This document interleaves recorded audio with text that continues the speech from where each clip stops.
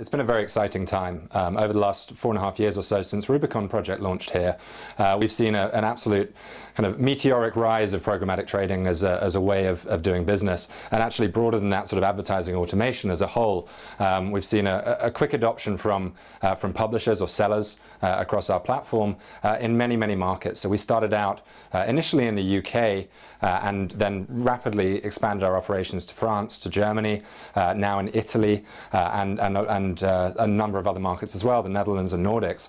We see some pretty different models across each of these regions, and that's kind of part of the fun of doing what we do is, you develop technology and then customers in different markets will use that technology in different ways and use it differently to automate their business and really look at driving commercial opportunities. So nice examples of that are in France, really we've seen the market come together as a number of large cooperatives. So La Place Media, The Place to Bid, and a number of others, utilizing our platform and others in order to come together, to price their inventory, to package their inventory in interesting ways that really help to drive returns for the individual stakeholder businesses within the cooperatives. So that's a pretty fascinating area, and something that we've seen then kind of mimicked and copied across a number of other markets as well, which is pretty exciting as we look to power some of those cooperatives. I think if we rewind a couple of years, there was probably a really nervous situation as Brussels implemented some new legislation. Then the member parties within Europe had to go and member states within Europe had to go and implement that on a local level. What we've seen is a relatively, I would say, pragmatic view from most of the markets that we work in. So provided that there is implied consent or upfront consent from users and good marketing around that. So really the IAB and other industry bodies really pushing ahead with consumer interaction and consumer awareness. We've seen that has, the online market has continued to grow and grow at a very healthy pace. Now with obviously Mozilla and Firefox looking to make some changes in the way that they handle cookies and privacy as well, obviously there's a kind of an additional level of concern. But I think this market broadly has always adapted to those sort of environments and those changes across the market. So we obviously have to be compliant in a number of different markets and ensure that we change our technology, change our policies in order to meet local requirements, and those can be quite different in different territories. But broadly, I think the industry as a whole is pretty buoyant, and that buoyancy is really helping to ensure that platforms, publishers and sellers on the one hand, buyers on the other hand, are meeting the requirements of the market. So I think I think those challenges will are there and will continue to be there, but broadly the industry is meeting that head on and doing a pretty good job of it.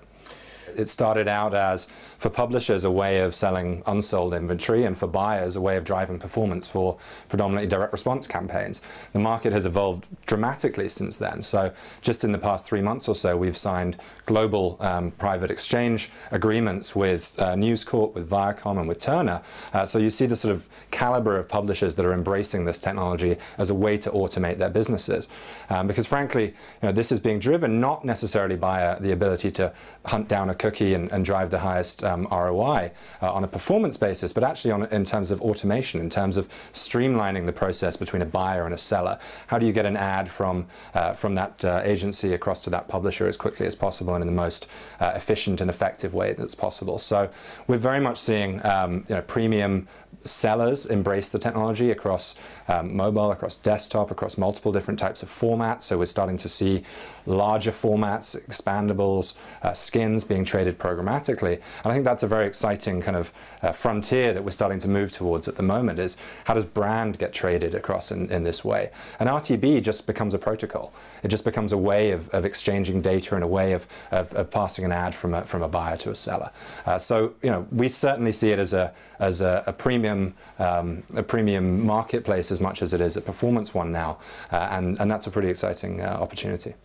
So do these trading desks or programmatic solutions you have for these big publishers you've mentioned, is that exclusively their sales operation? Is it complement direct sales? Is it sort of different? Sure. How does your system work with the direct sales organizations? It is frankly an extension of the direct sales organizations. So imagine the control that a publisher can implement with a rate card, with a decision of who they want to trade with and at what prices, and that can all be replicated and operationalized programmatically.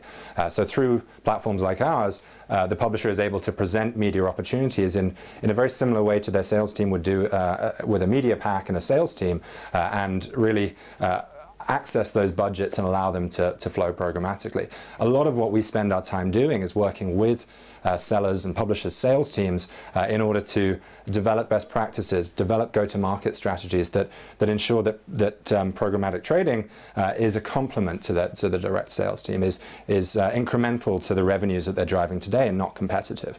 I think the smartest and most forward-facing publishers are really embracing that and embracing channel management strategies, yield management strategies that span both the indirect world and the direct world and really start to merge the two. So it's no longer black and white, it's many shades of grey, and it's really allowing the buyer choice as to how they access that media and how they interact with the seller's properties.